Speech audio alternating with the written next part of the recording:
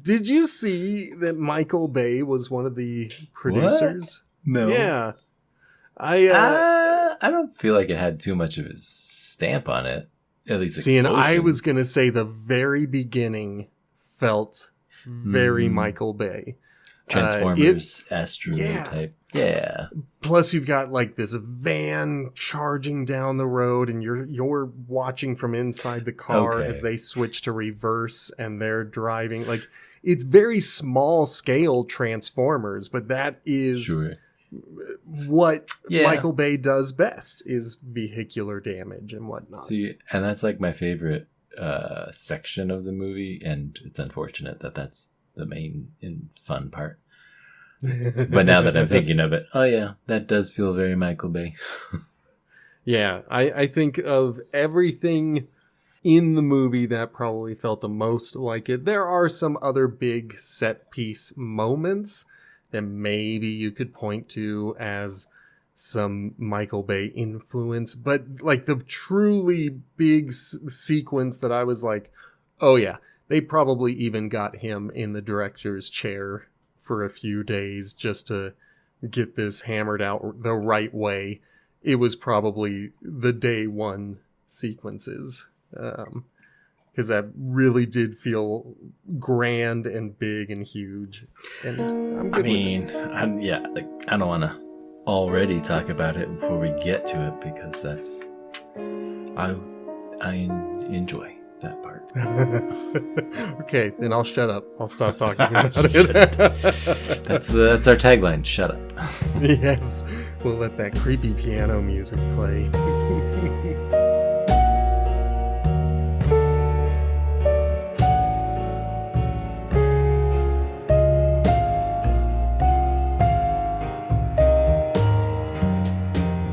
Hello and welcome to Potato Chip Pictures, the movie franchise review podcast. My name is B. Sammy Davis. Hello, welcome back. I'm Justin.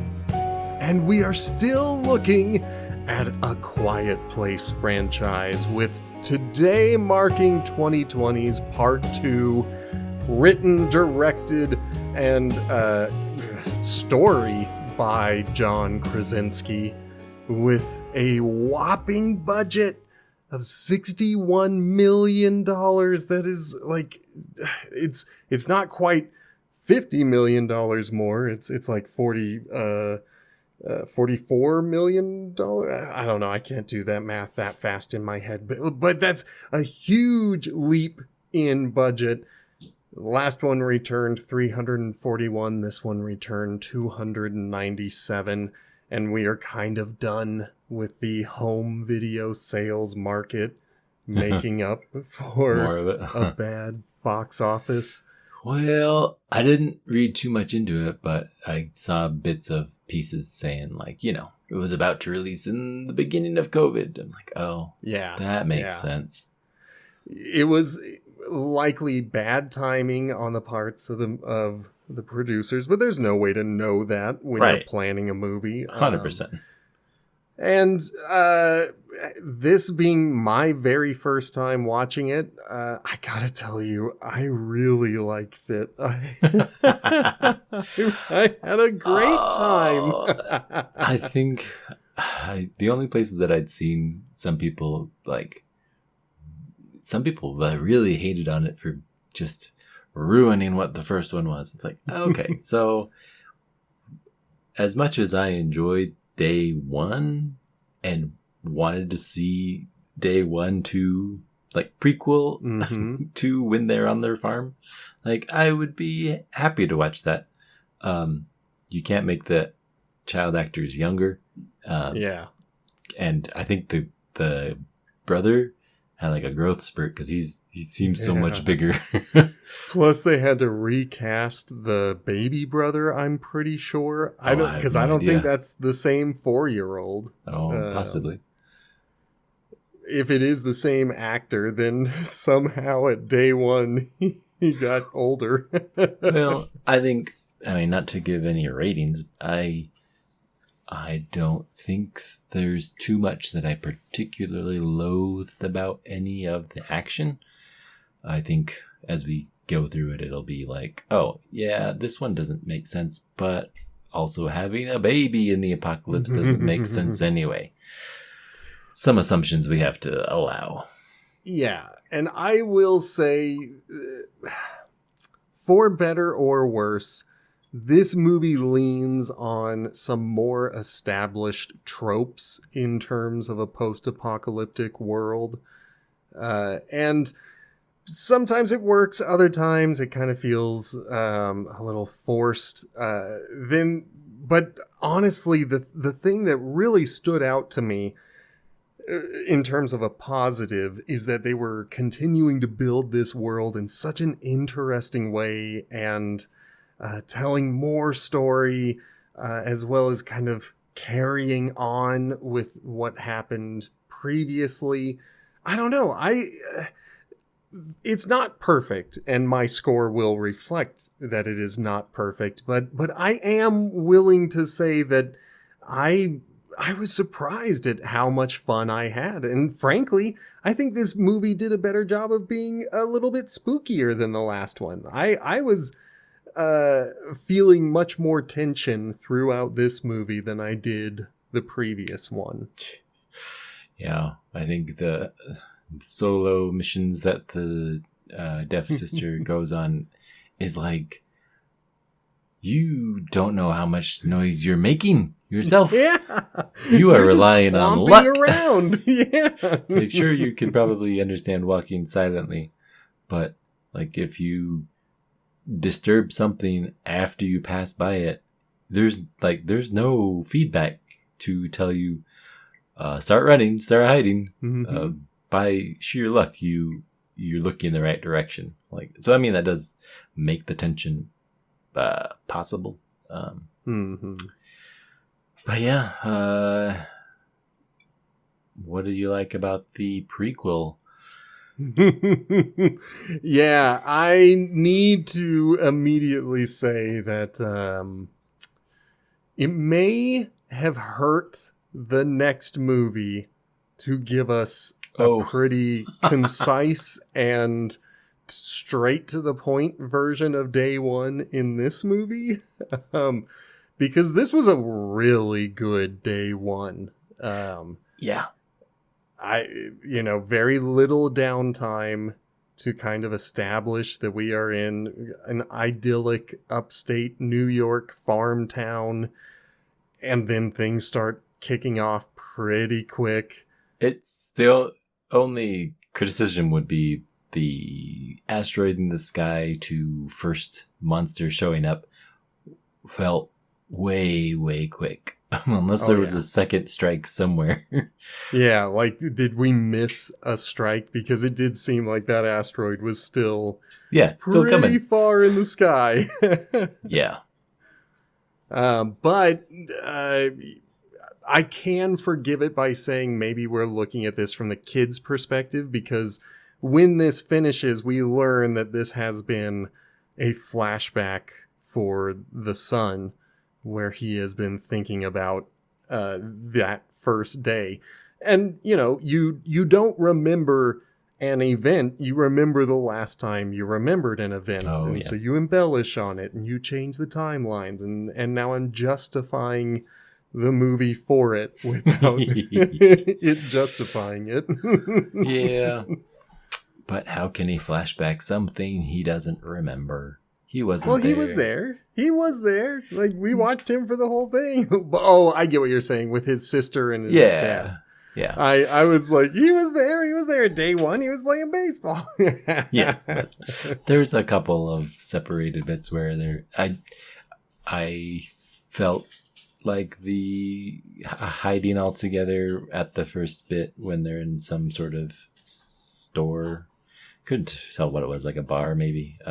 I think a bar. Someone's phone goes off and lures it in. It's like, I'll allow that one trope of, oh no, we're supposed to be quiet. It's like, because that's the point of the movie. They're looking for noise.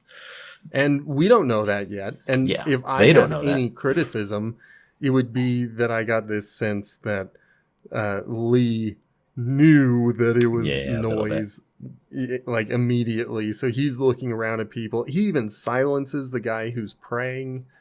And, maybe he's just thinking sound is one of their senses. He doesn't Sure. know yet that They don't know it's anyone's their in only. here. Yeah. But it does establish the rules very quickly. And I think it's only like 15, 20 minutes of the movie. It's so fast and it's so tight and it's so tense. And I enjoyed it so much more than the rest of Yes. the movie. It was a very strong opening. Yes. Followed by a very weak rest of the first act. But Yeah. I'm gonna be honest with you, the movie won me back over by the second and third acts.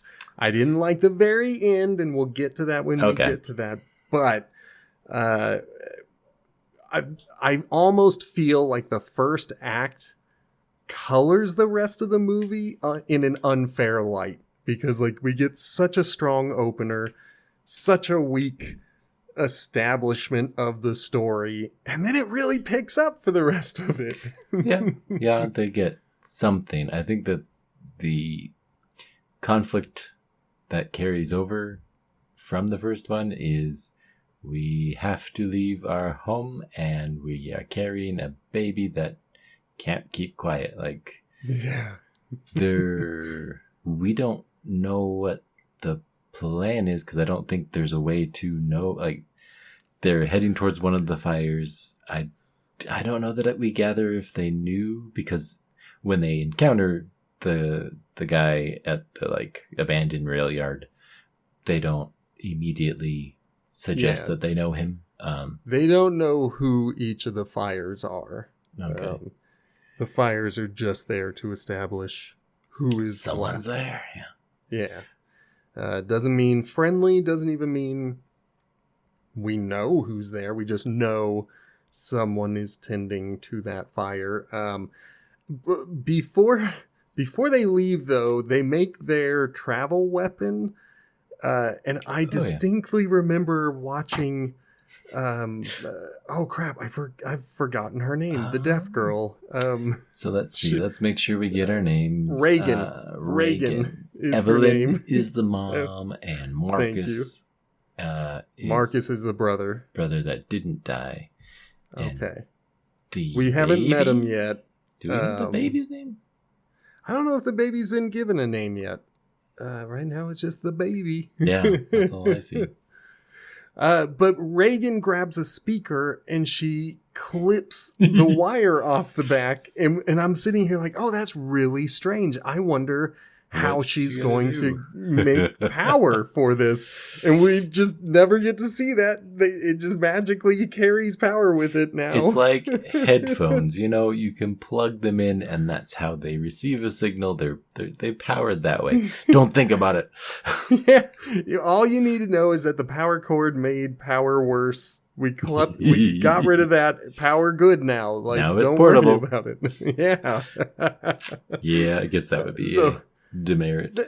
Yes, that was a bit dumb, but whatever. They've got a travel weapon. They're deciding to abandon their safe farm because they burned and flooded their That's really quiet unfortunate.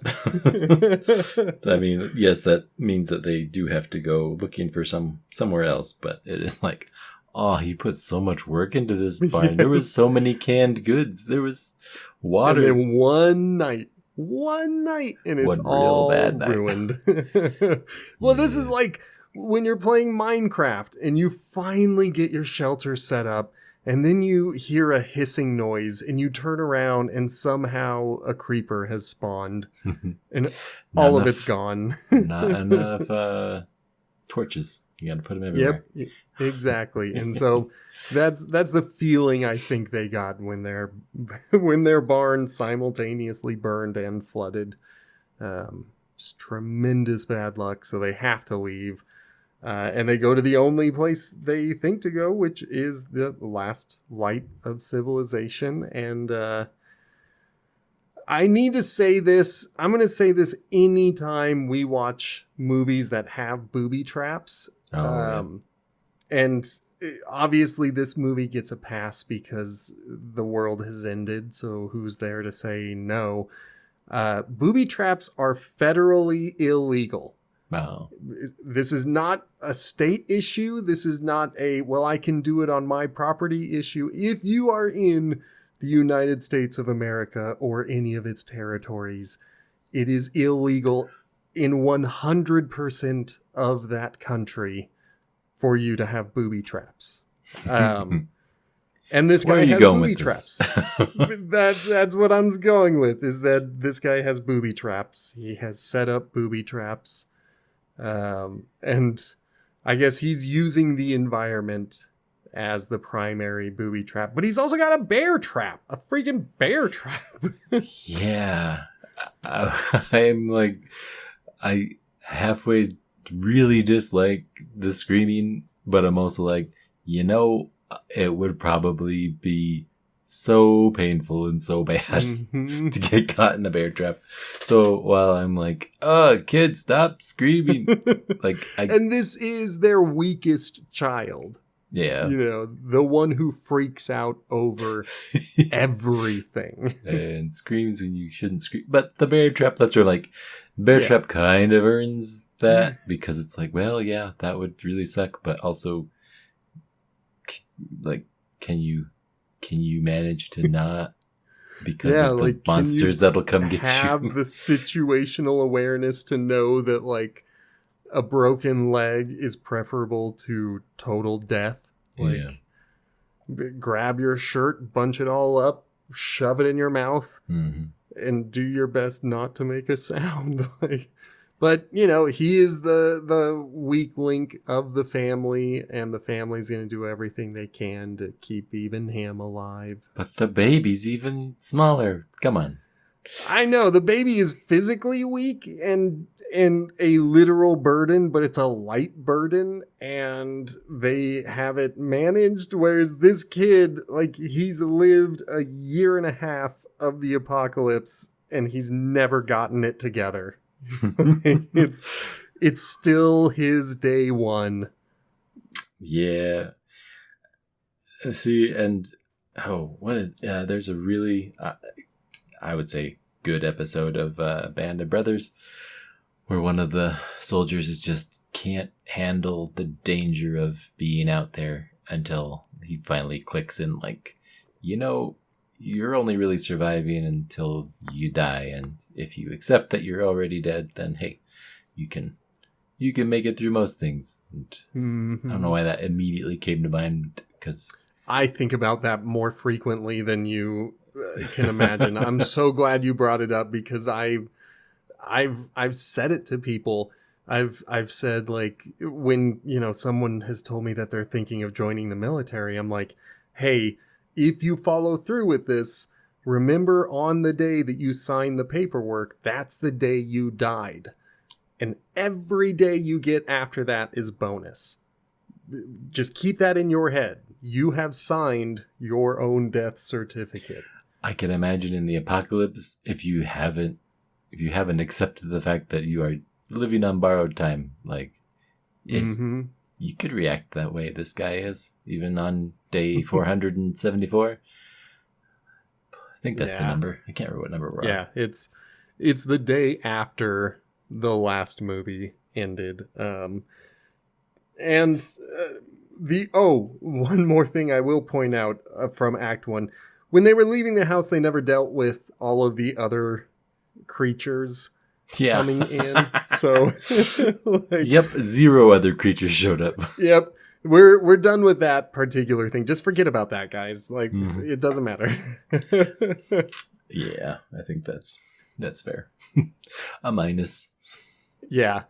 We finally, after, we get to demonstrate our mobile sound weapon and we get to kill one of the creatures, we finally get to meet the apocalyptic version of their neighbor, who we did meet in day one. And I loved the note that I saw from you when you saw Cillian. Is it Cillian or Cillian Murphy? I want to say Cillian Murphy is how you pronounce it. But Okay, that sounds more correct It's just spelled with a C, and so I'm always like, Cillian?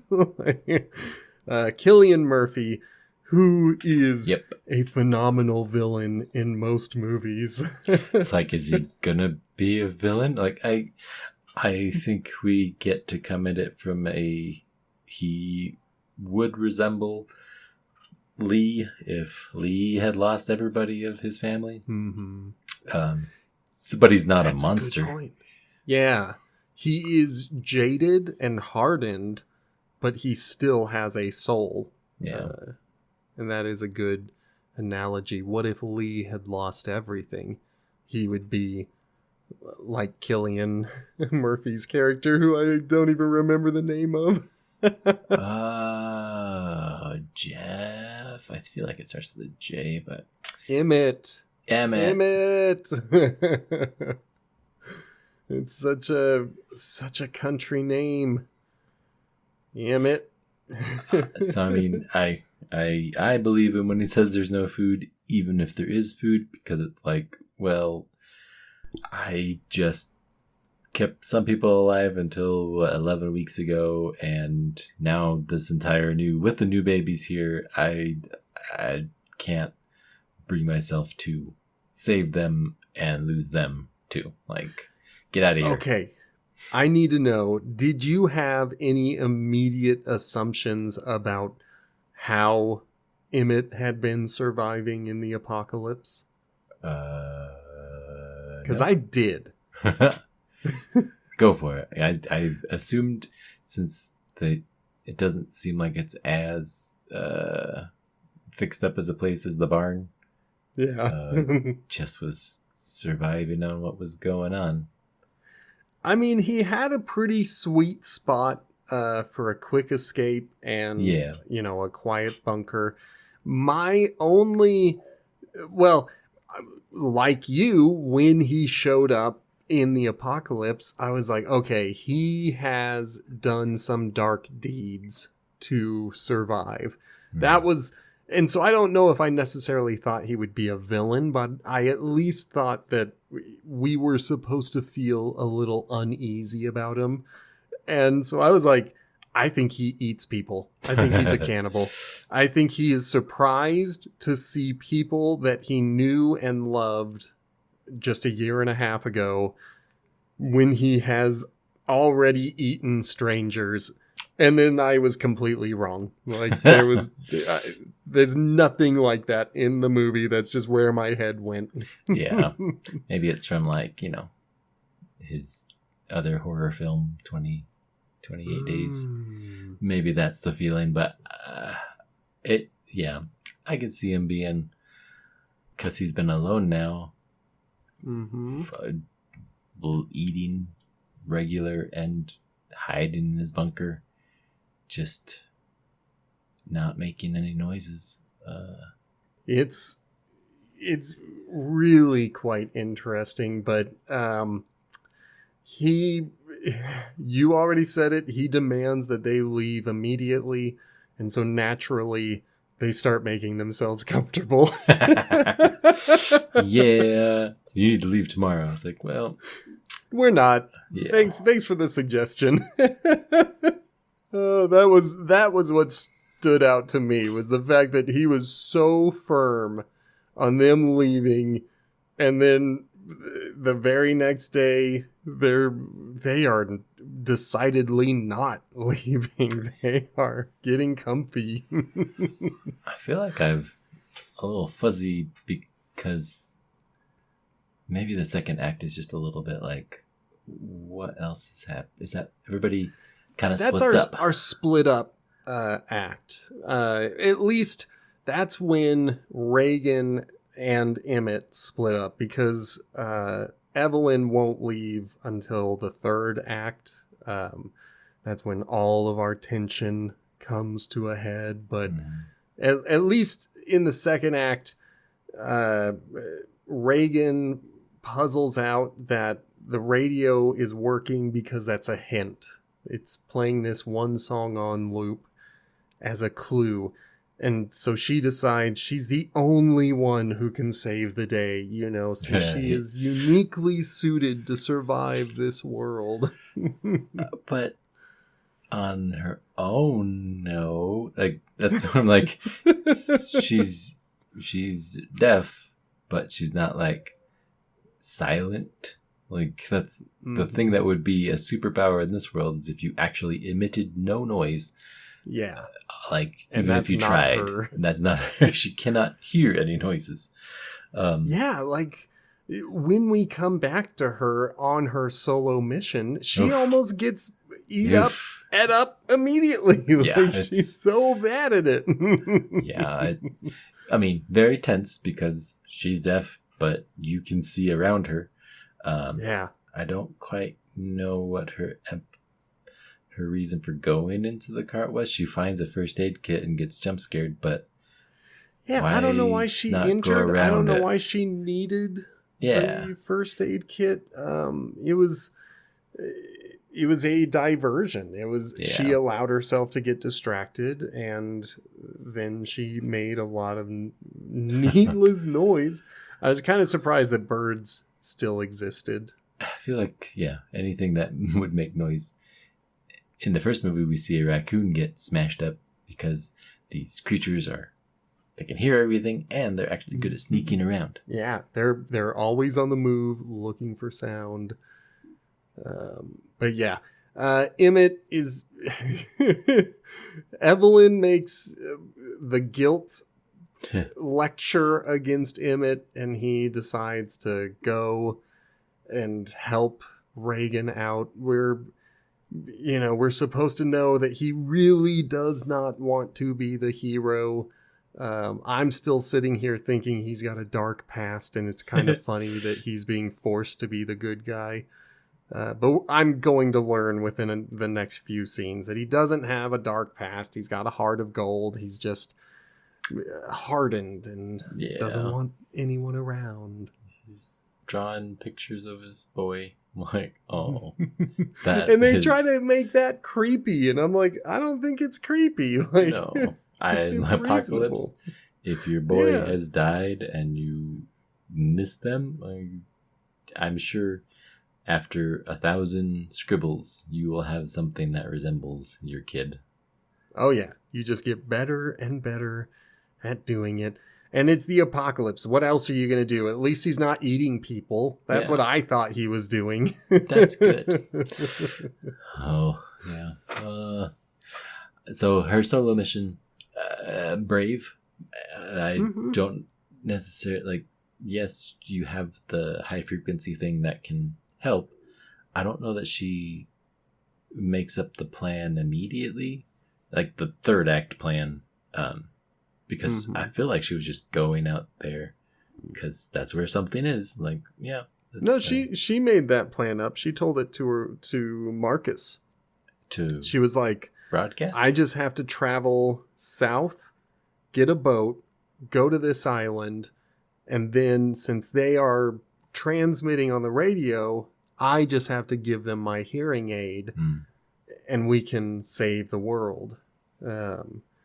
So that's what she says before she leaves. Like, she has a plan, and it's a pretty solid plan, minus the fact that she can't hear.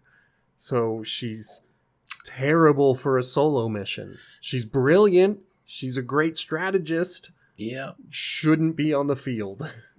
Yeah, it's just not... While they were, I think, hiding in the little booth by the train, wherever they were, I started thinking, how would you start being efficient with everyone in a group with these things that can sneak up on you, essentially? Yeah. You start walking backwards, one person looking behind you, one person looking forward. And then you got to contend with the baby box. Yeah. When Emmett shows up, I really do get pretty connected, because now I'm like, all right, this is a capable party. You've got the brains and the brawn. Like, now we can have a quest.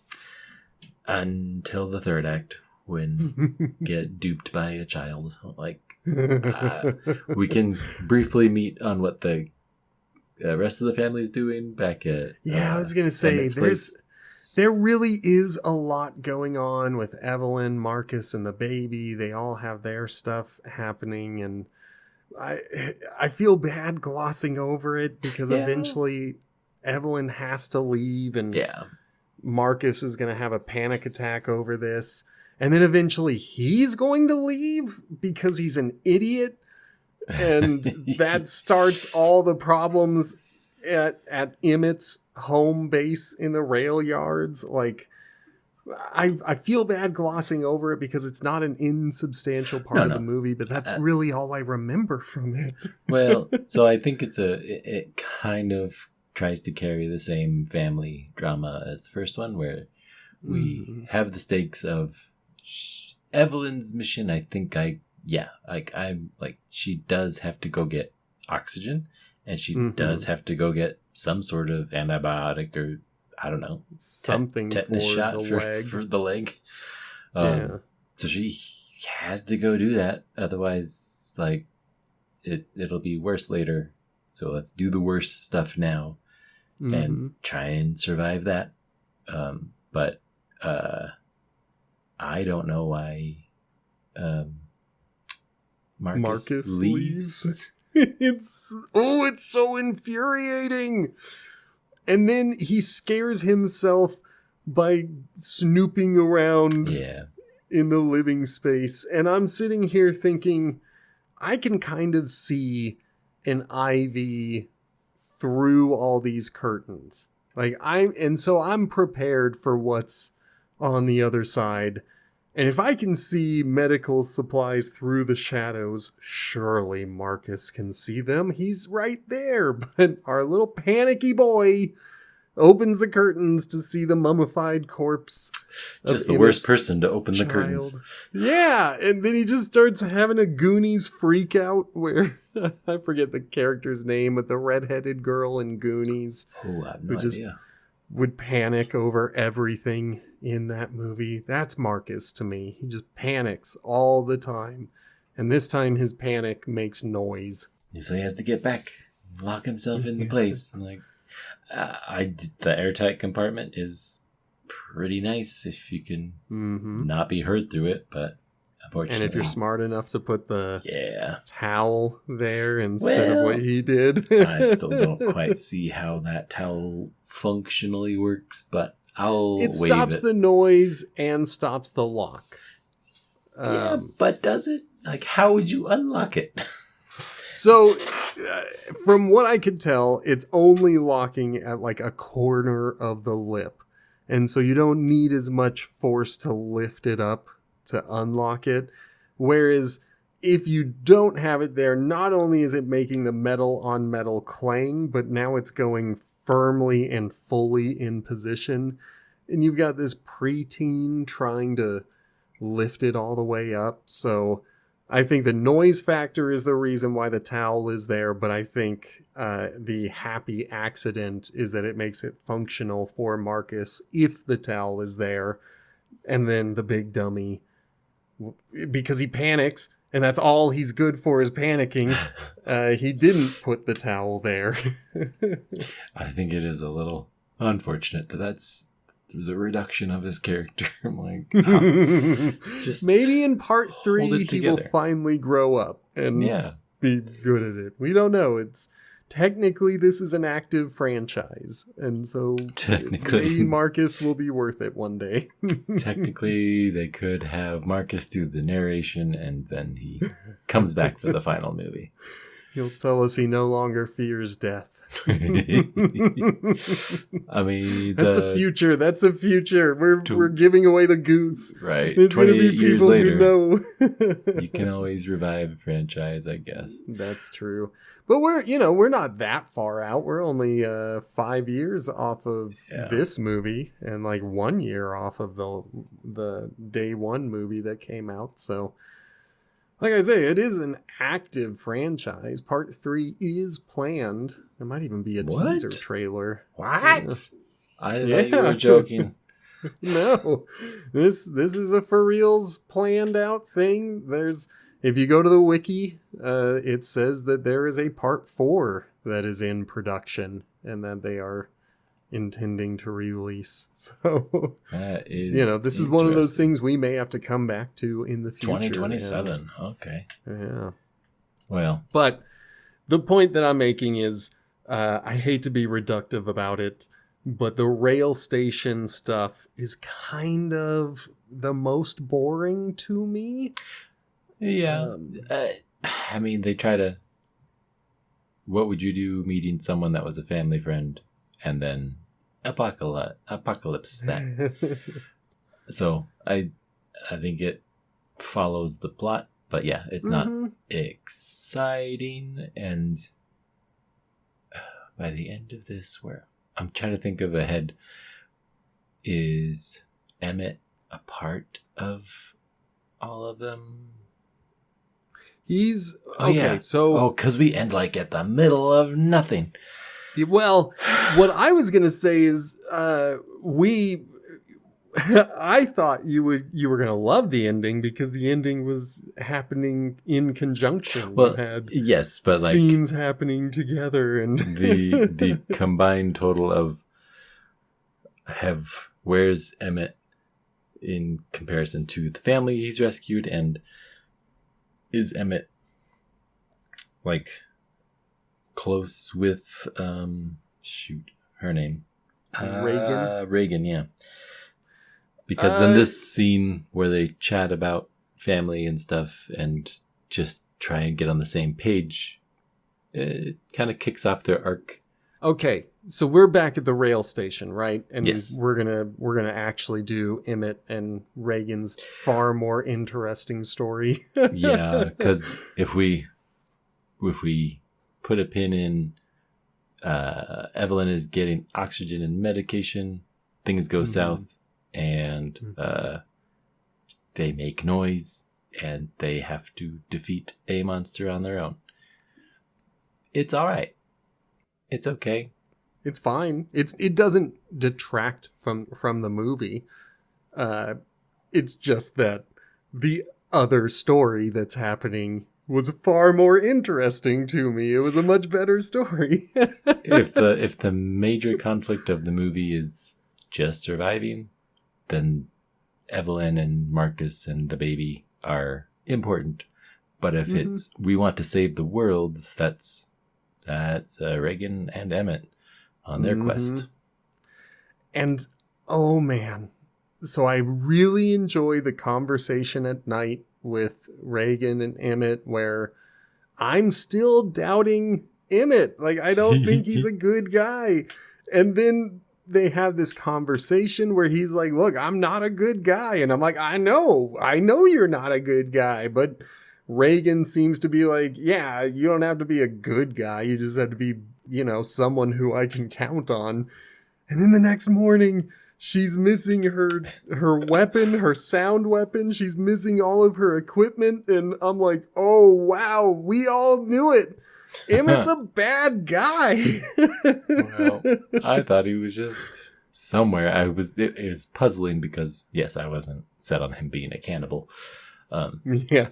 Just missing.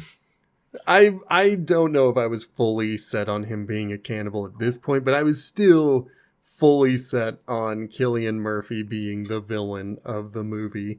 So when he came striding back and presented the sound weapon and proved me wrong, I'm a sucker for these moments. He charged it and now it's ready to go again. Yeah. That, or he went scouting ahead and he was like, I'll be back in a little bit. I just want to make sure there's nothing hunting us. Found a boat at a dock. Yeah, that's right. He said he found a boat. Is the weakest part, even with the panicky child. Oh man, I loved the boat. I don't love the main bad guy that doesn't talk.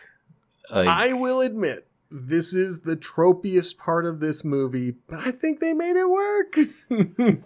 I think they made it through the obstacle. Wasn't he gets like a noose that you can't undo Yeah. put around him. Like, if it's a slip knot, it's a unslip knot. Like, Yeah. you And I should don't get that think off it's in a 2 seconds. slip knot, but maybe it is. And I agree. If it is, he should just be able to go in the reverse direction. Like, there's no way to tighten a knot where you can't untighten it the same way. Yeah, I'm like, that's where I'm like, unless it's a fancy knot, how, I don't even know what that would look like. Yeah. It doesn't make any sense to me, but whatever. For the movie. For the movie's purpose. Yeah. He gets caught. That, I guess I'm just a sucker for good old jump scares and the freaky little girl looking up and then wrapping the dude's neck. Like, I knew it was a trap. I knew all of those nets were a trap. I was like, don't walk on top of those. That's a bad idea. Yeah. But, I still had a lot of fun with the tension of it all. Based on modern day scenarios, creepy pedophiles are one of those things that I'm a little more sensitive to these days. Yeah. I was like, are these the cannibals? I guess you want to go that way. Yeah, I don't know how they have survived as a society, but their alpha certainly wants to survive? sleep with a teenager. Like, he's gross. Yeah. But, Cillian Murphy is a hero. Like 3 times in 2 seconds. It's quite fun and fast when it turns around. I could say this boat sequence might be a contender for another Michael Bay sequence. Oh yeah. Just lots of wide shots with big action moments, but not so much that it's distracting. Just some light wire work here and there. Yeah, tossing the people here and there into the water. I do like that she kind of rescues him, and we learn something that isn't said. Like, until they get to the island, we see the monster drowned. He sees it, and it's like, oh, they can't swim. That seems like important information. And it seems counter to what we literally saw them doing in the first movie in the flooded basement when it went underwater and swam. It wasn't that deep. It but could it stand was up in swimming. Yeah. Like, its first move was a swim move. But I guess maybe if it can't touch the bottom, then it panics and it drowns. So fine. Or whatever. maybe they're just at the bottom of the lake. We don't know that they breathe. They roar. Yeah. So it could be that there's just a bunch of them confused at the bottom of the ocean trying to figure out how to get to land. Can hear so many sounds down there. Yeah. All the creepy things. Oh, it's a auditory hellscape underwater. Oh, I bet. I imagine for them it would be even worse, but I don't like listening to underwater sounds because it always kind of creeps me out. Yeah. But I'm fine with the boat sequence. It's not the best thing in the world, but the dock sequence rather. Yeah, the docks. I think it's a good amount of tension. I think it reminds us that we're in the post-apocalyptic world. It is tropey that we've got this society of savages At the docks. Yeah, just hoarding resources. Do they fish? What do they do? I don't know, but they've survived this long with their creepy wart-ridden faces. And, then we cross the water. And I will admit, every time I saw this idyllic location on posters and trailers, I thought we were going to a doomsday cult. I was genuinely surprised to see normal people. I made it off of the island, and I made it off the mainland to the island. It did seem like just your average place, and I'm sure a year and a half after that, it would be easier to just not take too many precautions. I think maybe it wouldn't take 28 years, but 28 years later, they have so many precautions and they live on an island. And it's like, yeah, why would you forget that there's monsters on the world now? Did you say 28 years later or months? Yeah. The movie, 28 years later. Oh, I thought you were talking about this. No. In that one, they've got the zombies still, and it's That's right. I haven't watched any of the 28 periods of them. Time. Yeah. If we added that to our franchise list, that would be my blind viewing. Nice. And I would be excited to do it. Oh, yeah. Don't threaten me with a good time. Maybe next Halloween era. Indeed.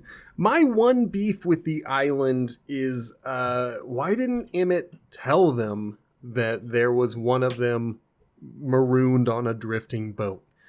Like, you don't have to say it's coming this way because there's no way to know which way it's coming. But you could at least say, hey, we know they can't swim, but boats float, and we saw one drifting away on a boat. Just always know they could show up at any time. Like, you should be aware they can ride floating objects. Yeah, basically, like, when hurricanes take animals up in them and deposit them elsewhere. Like, if there was a big enough one, we could pull it and bring it out here. Mm-hmm. Yep. You are not safe on the island just because they can't swim. There are other means of getting there, as they are going to learn eventually. But we meet like one of the movie's favorite characters because he was in all the advertising, despite the fact that I think it's I don't know how to pronounce his name. Jamon? Oh my gosh. Jamon. Yeah. This is the problem with me never listening to interviews and never paying attention to celebrities. Like, when there's a really good actor and they've got a name I've never seen before, I don't know what to do with it and I panic. Jaimon Hansu is what Google says. Okay. Jaimon. Muhn. Jaimon. Jaimon, that sounds right. And then Hanzu, I'm fine with that, if that's what we want to stick with. Yeah. You see him in a lot of the posters, you see him in a lot of the trailers, and he will return in the next movie. What? Yep, he was in the trailers and posters of the next movie as well. Oh, day one. I thought you meant the part 3 that was coming out. I'm like, no, part 3 hasn't happened yet. There are 3. Unfortunately, this guy gets handled by one of the monsters, and it's he doesn't make it for too long. It's really crazy how much I remember seeing his face all over the marketing for this movie. And he's in it for maybe 5 minutes. Like, he's barely in this movie. He's like the only one that talks to them from the island. Yeah, that is a good point. He is their only speaker. Everybody else, even the child that Reagan is talking to, nobody else speaks.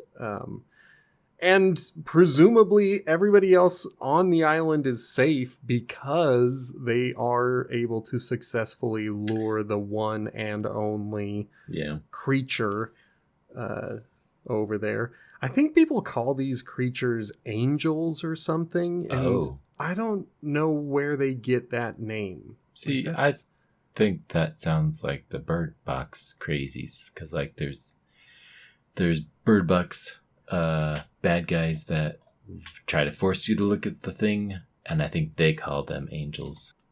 And that makes more sense because those creatures seem to be like more supernatural in nature. Death angels is what people call them. In this one? Just on the internet. Huh. I don't think I've ever heard of them referred to as death angels in the movies. Maybe it's in the writing or whatever. Maybe a extended interview with the writer. Yeah, it could be the special effects people were like, we call this the Death Angel, and that stuck. Because in the movie, they don't have a name, which is a The very monster. interesting concept to me. And I think the characters refer to them as them, or they are coming. Yeah. Like, they will hear you. Yeah, so the characters don't need to refer to them as anything more than that. That's enough for them. But It's everything bad that's out there. The only thing yeah. that's not us. So we finally get to our exciting conclusion that's happening in conjunction. We've got a creature attacking Marcus, Evelyn, and the baby. We've got a creature attacking the radio station with Emmett and Reagan. The man on the island goes out like a chump right at the entrance of the radio station. And I get it. He's concerned about his kids and everybody else on the island. Yeah. But, like, it's so... Like, it's just such a chump way to go out. Yeah, it feels like jump scary. Like, yes, we've only talked to him for 5 minutes, but he was the leader of this little town, and he drew the creature away from those guys, and he was concerned about them. Yeah, he's Jump a scaring hero. him off isn't. Yeah, it's not quite earned to do that to him. Yeah, but otherwise kind he of could a help weak in the next ending. scene. Yeah, Exactly. He would be too useful, and we need to up the tension even more. I don't know why the creature goes through the wall at the radio station instead of following them through the garage Jump scare. and through those doors. Yeah, just need the jump scares, and but I'm still okay with it. It's just like it's starting to kind of lose some of its impact at this point, where it's a lot of cutting to even more action. Like, now the creature is getting the bunker door open, and now the creature hears them in the radio station, and now the creature has punctured Evelyn's leg, and now the creature is getting inside the radio station. Like, it's just, we keep cutting back and forth, and then, oh boy, do I hate the final kills at the end. yeah. The look of it is that she hits it like blunt end of this rod that she has, Yes. but the sound and the result is like stabbing it through its brain. Yes. And it's like she cut through the brain with a blunt object. with a blunt pipe. Yeah. Show me how it works, because you guys can show some gore. You have $20 extra million. But and it's a creature. It's not like you gotta defend my sensibilities, but it's her kill I dislike a lot. Marcus, hooray, he got to use a gun. Good old American firepower. That's what we need to save the day. And this time it's, the Kids Bop version of A Quiet Place, like where it was the mother who blew the head off of an alien. Now it's the kids. Felt very intentional. I Yeah. don't know particularly why. It wasn't like we were saying we were passing the torch to the kids, or we have to look after the kids. Like, if that had been maybe more of a theme during the movie, it would make sense. But yes, the kids are handling it. But it's not like reaffirming anything that they've been building up. There's no theme of empowerment for the children. There's no growth for the children, especially Marcus. Marcus has been a chump for this whole movie, and now here at the end, he's able to take his headphones off, stun the creature, and then put a bullet in its brain. And I guess we're supposed to believe that he's now a grown-up, and he's ready to save the day. He grew a couple of feet in just one day. It's weak. It's not my favorite, but it pales in comparison to the blunt object slash damage that Reagan was able to pull off. I do like how everything looks in their environment. in Reagan's area. Yeah. Because it's very like green and red. I feel like, was it green? I know it was red, but like, Yeah, red was prominent, but I think you're right. I think there was some green around some of the lighting. But so it was spooky and yeah, eerie. Yeah, it felt like Stranger Things. So I don't know when Stranger Things came out, but before COVID, right? Yeah, I know the first season had to. So I like how that looked. I think he shoots it back at the rail station, and it just ends with her earpiece putting out the signal on the air. Because we're ready to save the world again. It's like the ending of the first one, sure. Like, okay. I don't know that the third one should pick up immediately following, like the next day. Yeah. But, and then also in that one, we're ready to save the world. Yeah. I'm picking up themes on these particular movies, at least the way they both ended. Yeah. And that's probably my biggest criticism of the movie is this ending is so similar to the previous ending, and it doesn't feel earned like you said, and it just feels again like we could just end it here saying, and the humans save the day. The end. But I know we're not. Because Wikipedia tells me there's a part 3 and a part 4 in the works. And 4, 3 and 4. Yep, 3 and 4. See, and that's maybe when I came back to it all was I would love to watch the day 1 to day 300 when they lost their kid, or day 89. Mm-hmm. I think day 89 is 89 is when they lost their kid. Youngest. But we can't go back in time, and so we can't. But man, that prequel at the beginning of this movie was maybe the funnest tension part, because sure, we know that they survived this because we saw the first movie, but there's so many other people that they know that we can have not survive, and then the weight of the first movie kind of makes sense. Like, oh, we managed to save this family, and that is incredibly unlikely in this situation. And then we lose one. Yeah, I'll agree with you there. And you know what? To not too heavily interrupt your flow, allow me to just remind the audience that on this show we do ratings, not grades.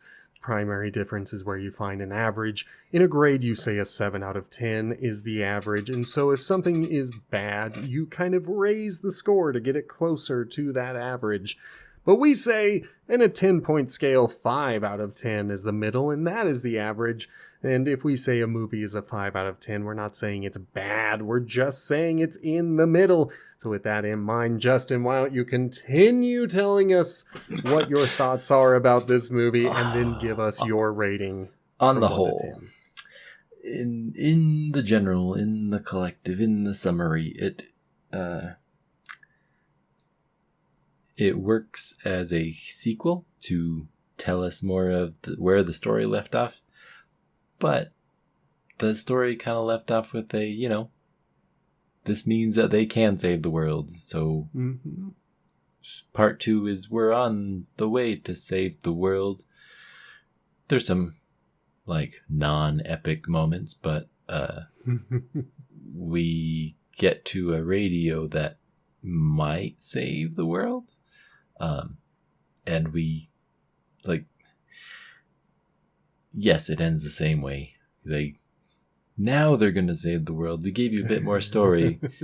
It's like, but did you convince me that last time what happens after will save the world? Did this movie convince me that this will actually save the world? Because track record, they brought a monster to this idyllic place that, sure, it was accidentally, but they've made more problems than they've solved. Yes. They've killed, they wiped out one society, and then they seriously injured another society. I'm hopeful because, you know what, there wasn't as much focus on the baby being a problem. So I kind of forget that, you know, that's so optimistic to have a child not on the island. I enjoy enough of it to say it's average. It's a 5. I don't really dislike anything that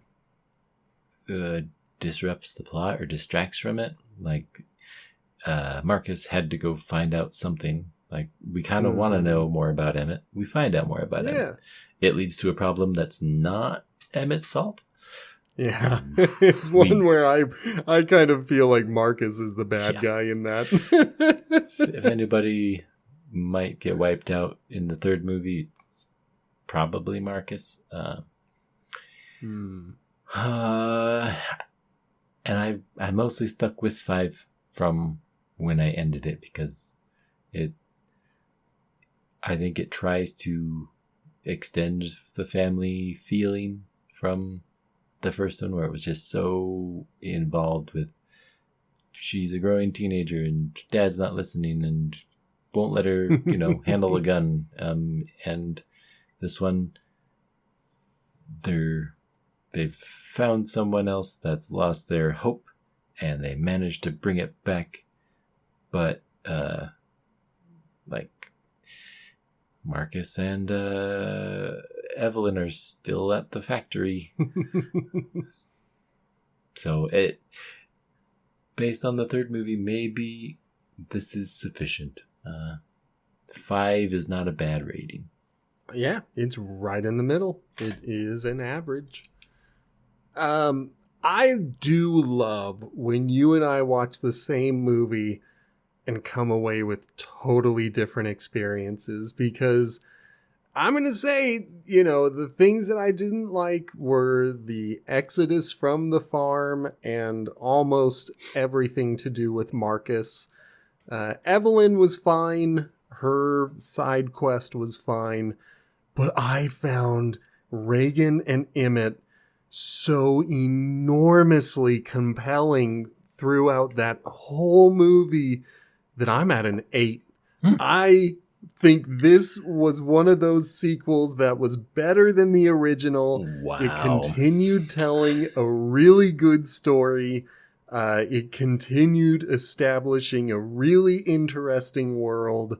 I don't love the ending at all. And that's keeping it from a 9. Like, I feel like Marcus is annoying, and that takes a full point off to, you know, so it can't be a 10. And then the very end, where it's essentially a repeat of the previous movie's ending, that also takes a full point away from me. Every other criticism that I have about it is something where I'm like, all right, well, we just need the movie to happen, so fine, whatever. I'll live with that. But I feel like the very beginning is so strong, and Reagan has become such a compelling character, and Cillian Murphy playing Emmett is like, he is adding so much to the movie that I didn't expect him to add to the movie. Like, he's surprisingly good in this movie, at least to me. And so, yeah, I came away thinking this, like, no wonder they have already greenlit parts 3 and 4. Like, I'm on board with it. I had an enormously good time with this movie. A much better time.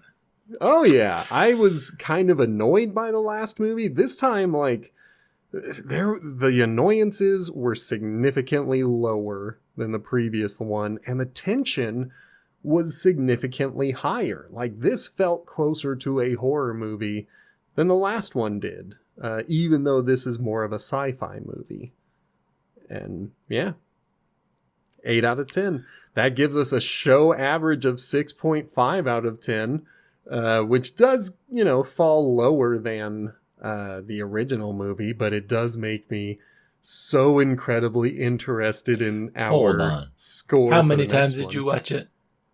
One time, I will And admit, one last time. when you watched the first one, you watched it twice. One time. Oh, I only watched it one time. I felt like there was something that you're like, I watched this, and the first time was Maybe great. I watched it 2 times. And the second but time, I had it seen died. the first movie before. Like, Oh. and maybe I'll come back to the second movie and be like, oh, this is not an 8 out of 10 movie.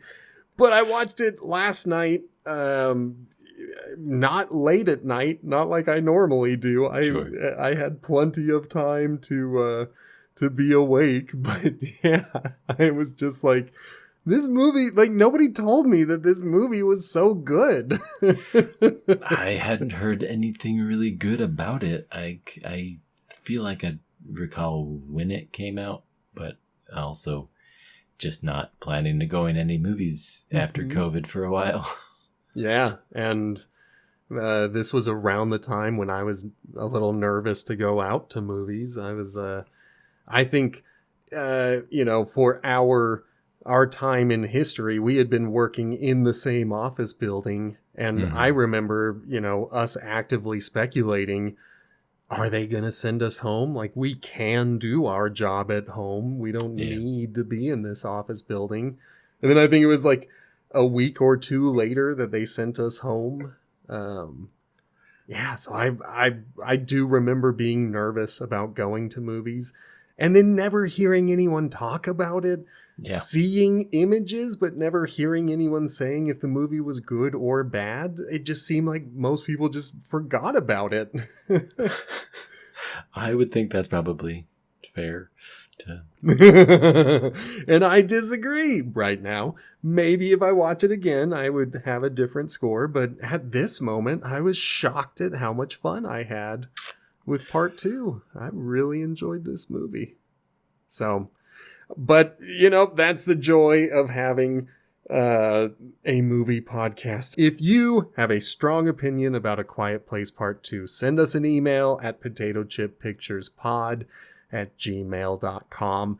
Then you can let us know if the movie's a 1 out of 10 and why you hated it so much. And you can be the third voice that changes the score of everything. You can also interact with the podcast on whatever platform you're currently listening on, whether that be a rating, a review, a thumbs up, a comment, or just subscribing. Whatever you can do that is free, that helps us to grow, we would appreciate your doing that. That truly does help a small show like ours grow.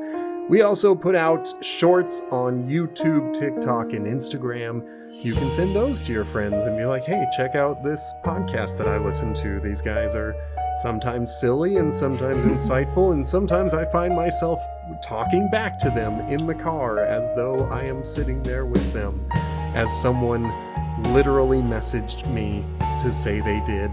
They found themselves talking back to the podcast.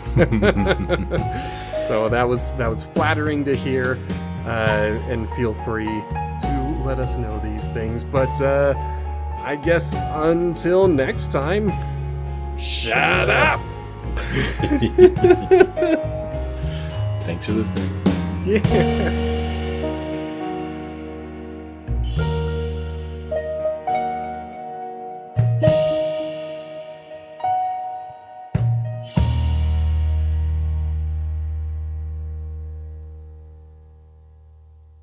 This is what I'm nervous about with the next one. I'm nervous that the day 1 sequence from this movie is going to make the next movie feel slow and boring by comparison. Well, that's like, I just enjoyed the first 10 minutes. It was so short. But I wanted to follow them so badly to the movie that how'd they make it home. Yeah. How much of the barn did they have done when they were walking across that bridge? How much, how far had it gone to have all the information they had at the beginning? And maybe that's what they'll flash back to in part 3, but I can assure you we are not going to see that family at all in the next movie. Questions question that I would like to know before going into the next movie, or something that I would like to see. Tell me more. How many monsters were, I don't know, counted or estimated before the world died? Like, because it feels like the first movie we're supposed to be like, well, there's 4 of them just around us. Like, okay, well, what sort of territory do they cover? What sort of, like, are there thousands across the world? Because actually the world's a giant place. Yeah. And if you've got 4 for like 20 square miles, you would only have like thousands of them to cover the entire globe. But that might be enough to cover the entire globe. Maybe. And to like keep it all quiet. Yeah.